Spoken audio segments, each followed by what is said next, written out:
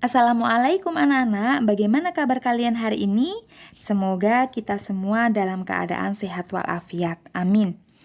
Sebelum mengawali aktivitas kita hari ini, marilah kita mengucapkan basmalah bersama-sama. Bismillahirrohmanirrohim. Kemarin kalian sudah mempelajari bab 1 tentang interaksi antar ruang negara-negara ASEAN.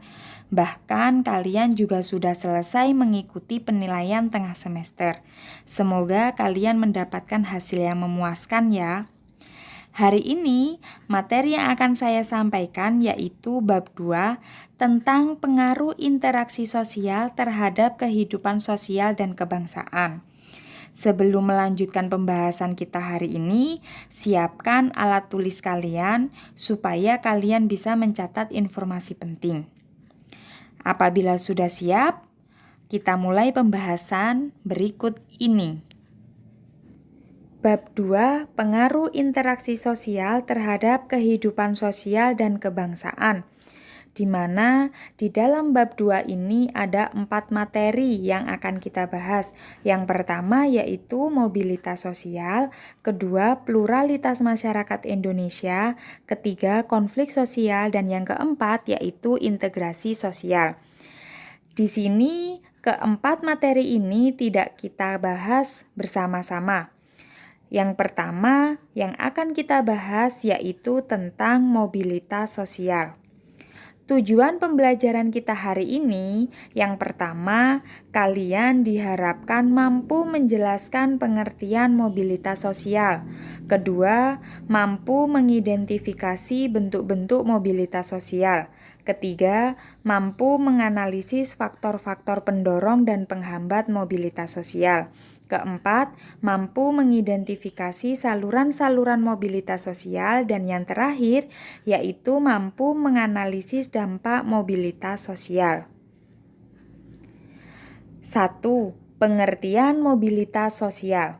Mobilitas berasal dari bahasa Latin yaitu mobilis, artinya mudah dipindahkan atau bergerak dari satu tempat ke tempat lain. Sedangkan kata sosial berarti seseorang atau sekelompok orang dalam kelompok. Dengan demikian, mobilitas sosial diartikan sebagai perpindahan kedudukan atau status sosial individu atau kelompok. Perpindahan tersebut dapat menuju pada kedudukan lebih tinggi atau rendah. Mobilitas sosial mengantarkan individu atau anggota kelompok menuju status atau kedudukan tinggi atau rendah dalam suatu masyarakat. 2. Bentuk-bentuk mobilitas sosial. Mobilitas sosial berdasarkan tipe ada 4. Yang pertama yaitu mobilitas sosial vertikal, yaitu gerak perpindahan status atau kedudukan seseorang menuju status atau kedudukan yang tidak sederajat. Mobilitas ini masih dibagi lagi menjadi 2. Yang pertama yaitu mobilitas sosial naik atau social climbing, gerak perpindahan menuju status atau kedudukan lebih tinggi. Contohnya, kenaikan jabatan dari guru menjadi kepala sekolah.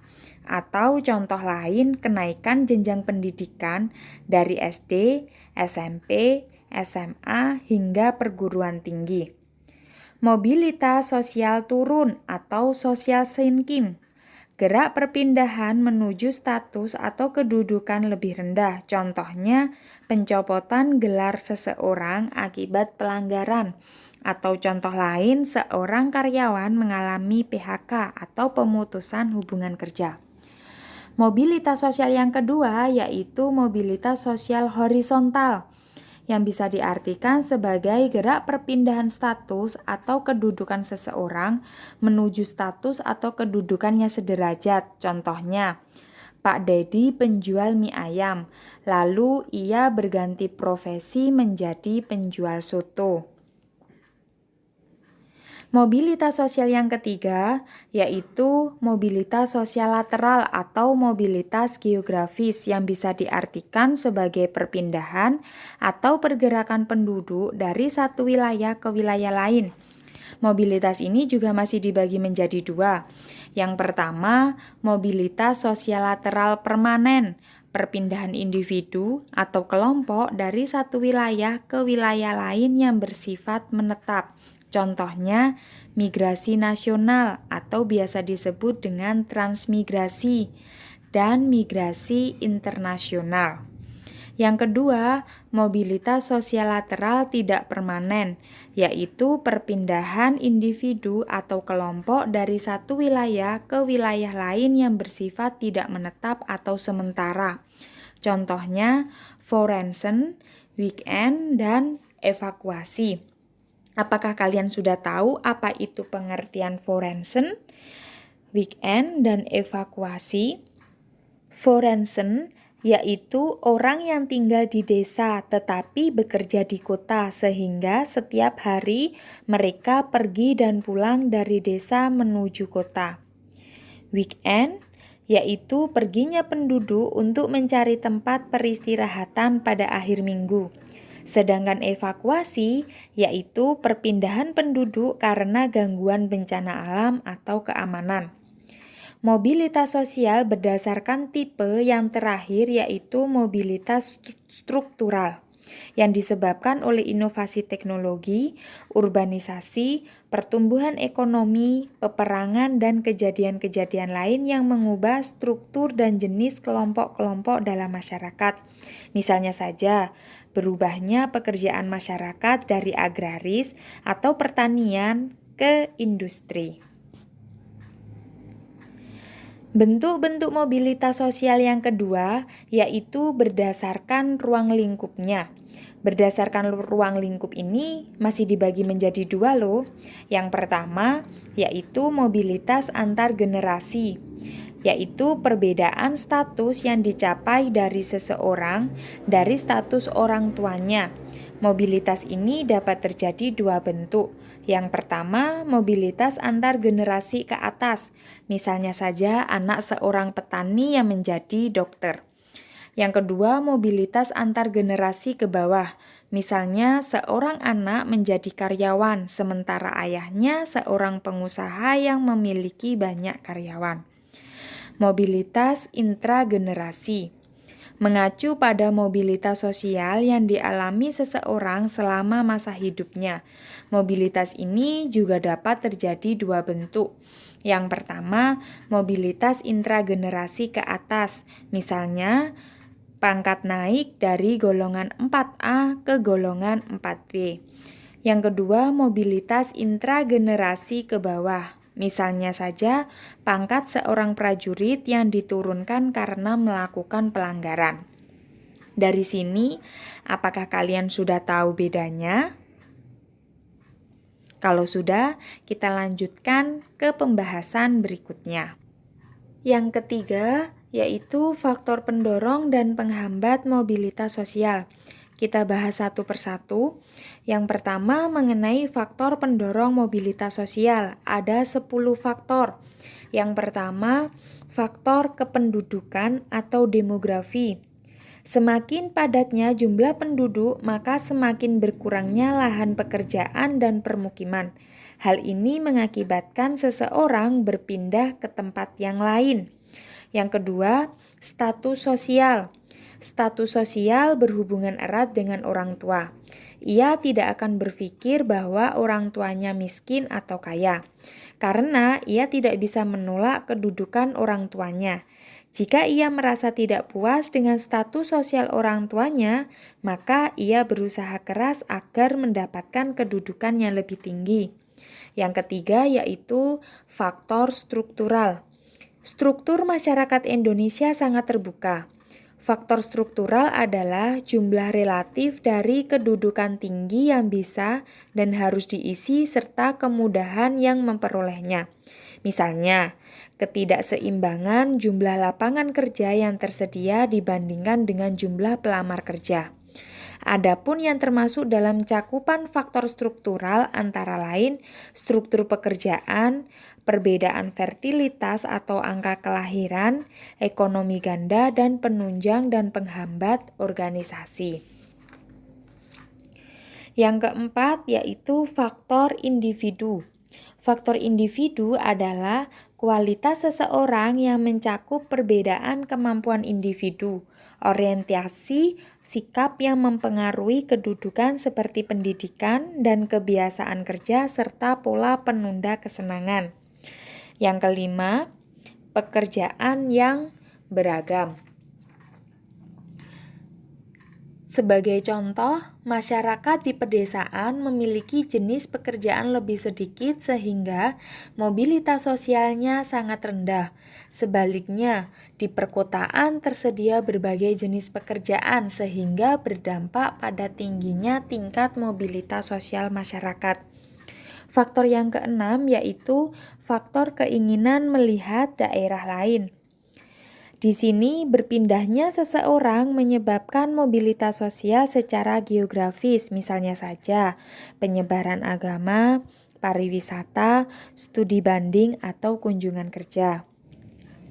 Yang kedelapan yaitu situasi politik. Situasi politik mendorong seseorang untuk melakukan mobilitas sosial.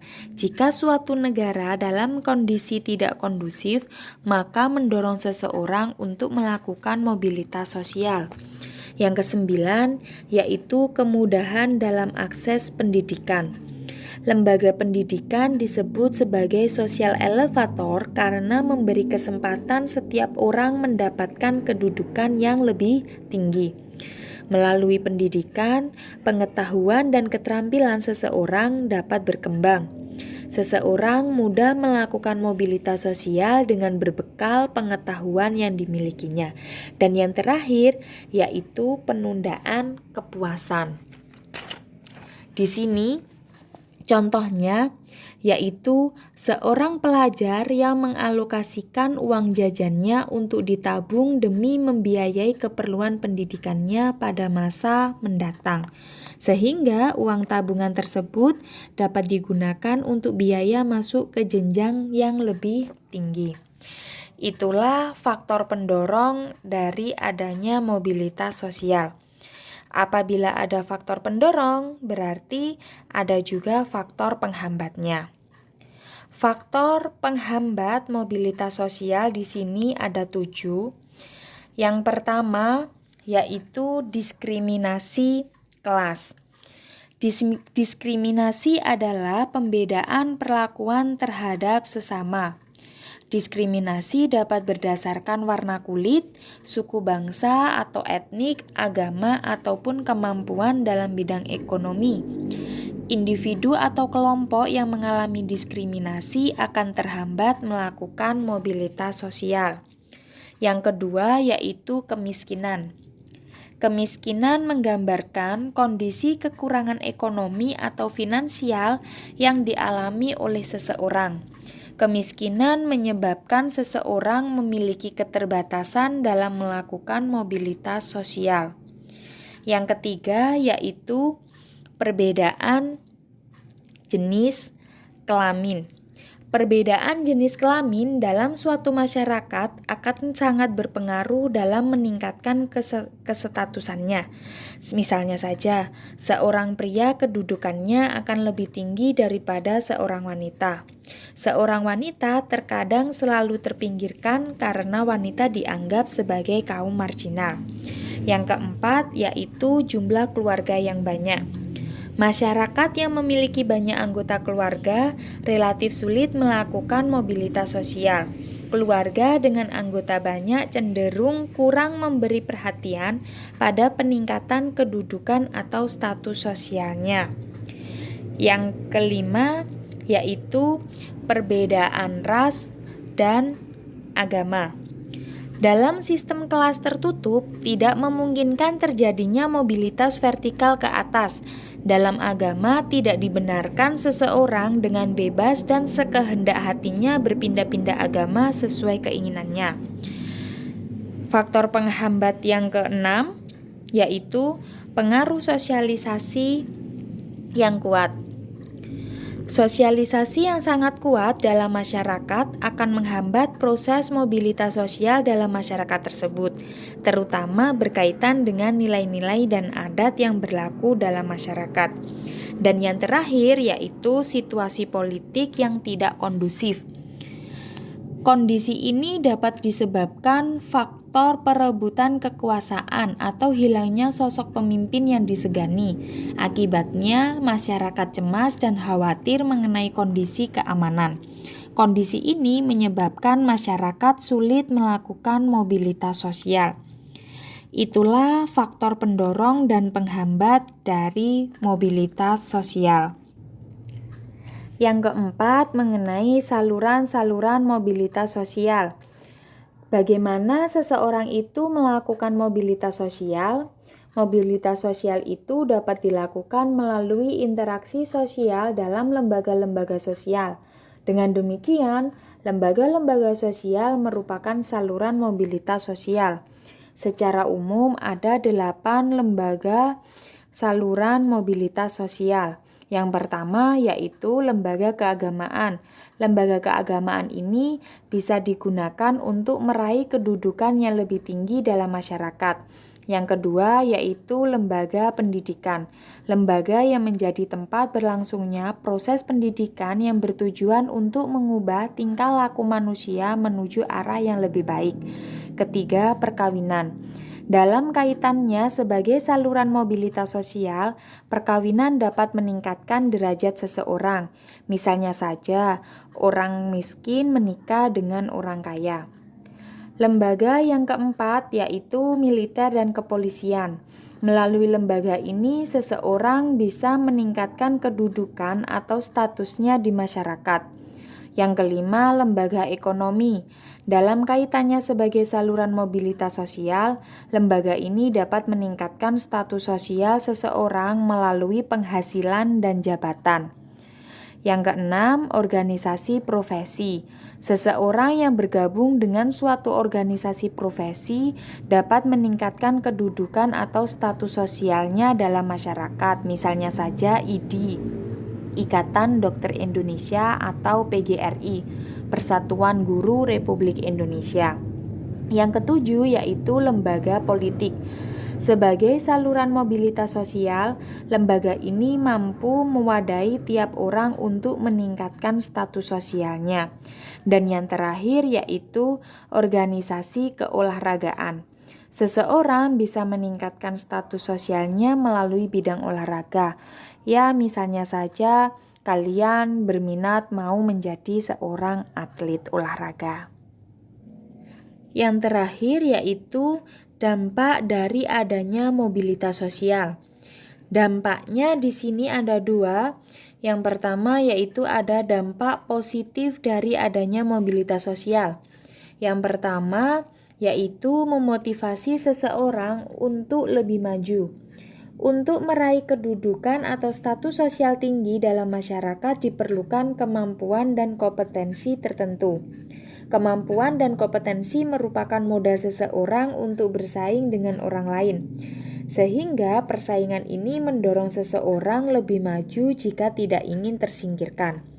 Yang kedua yaitu mempercepat perubahan yang lebih baik. Perubahan merupakan keadaan yang diharapkan masyarakat, terutama perubahan kehidupan yang lebih baik. Contoh, seorang individu yang berhasil mengubah kehidupannya akibat mobilitas sosial melalui saluran ekonomi. Yang ketiga yaitu meningkatkan integrasi sosial. Terjadinya mobilitas sosial dalam masyarakat dapat meningkatkan integrasi sosial. Ketika seseorang melakukan mobilitas sosial, orang tersebut akan memasuki kelompok sosial baru. Dalam kelompok sosial baru tersebut, seseorang akan menyesuaikan diri dengan nilai dan norma yang berlaku di kelompoknya. Penyesuaian diri ini akan meningkatkan integrasi sosial dalam kelompok. Yang keempat, yaitu meningkatkan kesejahteraan hidup. Peningkatan kesejahteraan hidup berkaitan dengan kedudukan yang diperoleh melalui mobilitas sosial. Yang kelima, meningkatkan kualitas hidup. Meningkatkan kualitas hidup merupakan lanjutan dari meningkatkan kesejahteraan hidup. Jika seseorang telah meningkatkan kesejahteraan hidupnya, orang tersebut akan berusaha memenuhi kebutuhannya dengan kualitas terbaik. Yang terakhir yaitu mempercepat perubahan sosial. Mobilitas sosial yang dialami seseorang mendorong orang tersebut mengubah kehidupannya menjadi lebih baik. Akibatnya, perubahan sosial masyarakat semakin cepat. Selain dampak positif mobilitas sosial, ada juga dampak negatif mobilitas sosial. Yang pertama, terjadinya konflik. Mobilitas dapat menyebabkan terjadinya konflik, baik konflik antar individu, antar kelas, antar kelompok, maupun antar generasi. Kondisi ini disebabkan ada beberapa pihak yang tidak menerima peningkatan kedudukan yang dialami seseorang. Yang kedua, berkurangnya solidaritas kelompok. Mobilitas sosial menyebabkan seseorang atau kelompok mengalami perpindahan ke lapisan sosial yang baru dan mengadakan penyesuaian-penyesuaian terhadap nilai dan norma dalam kelas sosial yang baru tersebut.